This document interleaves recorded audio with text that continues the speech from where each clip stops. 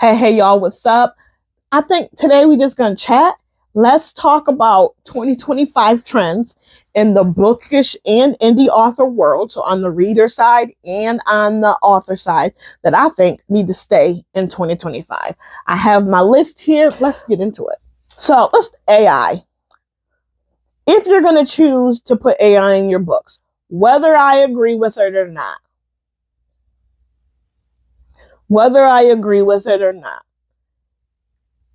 you need to start disclosing. So I understand we've been having AI back since Alexa. That is not going anywhere. I'm a true believer of assisted versus generative. But whether I agree with it or not, y'all need to start disclosing that your stuff is AI and whatever aspect you use it in. So what we're leaving in 2025, undisclosed AI.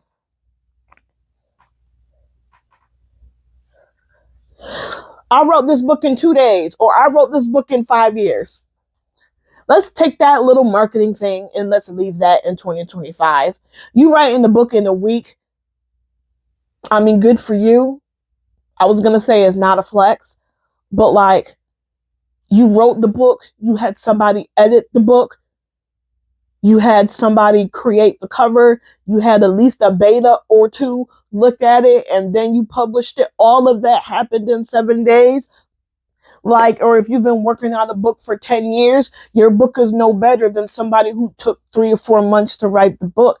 Like, let's just remove, I don't know what about that like irritates my soul, y'all. I don't know what about that irritates my soul, but it does. Let's leave that in 2025. Writing for the internet. Y'all, I love to write. I love it. Is it a lot of work? Yep. Is me writing some stuff more difficult than me writing other stuff? Yep. Do I have to take courses and classes? And yep. But I love to write. So y'all writing stuff, and I get trad publishing is different than indie, but the amount of books that just boomed romantasy just because that's what TikTok said was popular, with the same stories and the copy, and like, y'all, can we get back to loving to write and putting out stories and stuff that we're passionate about, not necessarily because that's what TikTok says is okay. And I get that the online world and the in-person real world is two different worlds, but something to leave back in 2025, writing for the algorithm, putting your tropes on the book. So like, put just a good blurb on the, now I know writing the blurb is the part I hate the most about writing the book. So I get it, y'all. But putting the tropes on the back, you gave it away. Like, so I know my social media manager, she puts, but it's like, nah, I'm going to put up an example. I'm going to pop something up right here just so you can see. But having this on Instagram and using it for marketing online is one thing. But on the back of the book, y'all, stop giving away the answers on the back of the book. I don't know where that came from, how that became a thing, but I don't like it. Let's leave that in 2025. The cover that has nothing to do with nothing. It has nothing to do with nothing. So the little, like the illustrated covers, but like the books are heavy spice. I have an issue more with the covers that ain't got nothing to do with nothing. Like there's nothing to do with the book. You put a guy on the front cover because that's popular and people tend to like those. But like, the girl is the main character, her and her mom, and that's what the story is about. Like, let's make the covers fit what we're writing. Not necessarily if you're in crime fiction, your book has to look like this. If you're in fantasy, your book has to look like that. But let's make the cover look like what the book is about, y'all. So the bait and switch. I have written here the bait and switch. So one bait and switch is spice. The bait and switch. If I'm looking for 4 or 5 peppers, okay? And that's not your book. Don't come up to me in your marketing plan and have me believe that I'm buying a spicy book when it's a fade to black in 2 chapters. Like, okay, we know that spice is selling right now. It's selling real hot. But like, if your book doesn't have spice, don't bait and switch me like that. And then another thing that I kind of put under the bait and switch, if your book has open door sex scenes, they should not be teenagers. And if they are teenagers, it needs to be labeled new adult, not YA. When that little category first came out, I was 100% against it. Now I'm not so much. Because if we have something to label, they should be 18 to 22-ish. But if we have something to label the younger characters who are having all this open door sex, do that so that it doesn't get banned. But like, on the Cheyenne side, I write YA. It's YA, y'all. It might be a little innuendo joke once or twice.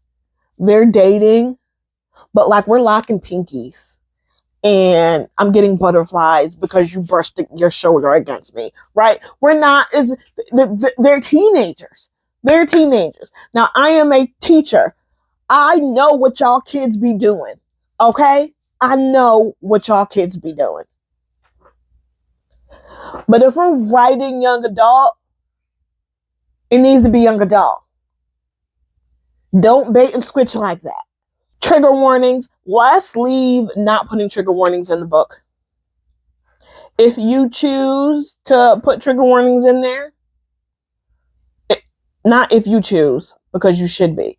So if you choose, like if you're saying I don't do it because I don't want it spoiling, on the copyright page, write trigger warnings on page 255, whatever the last page is, and then have that be the trigger warning so that person can decide whether they're going to go over here to look for the trigger warning or not, rather than putting in the front of the book. But let's just normalize putting it in there. I don't got no trigger warning, y'all.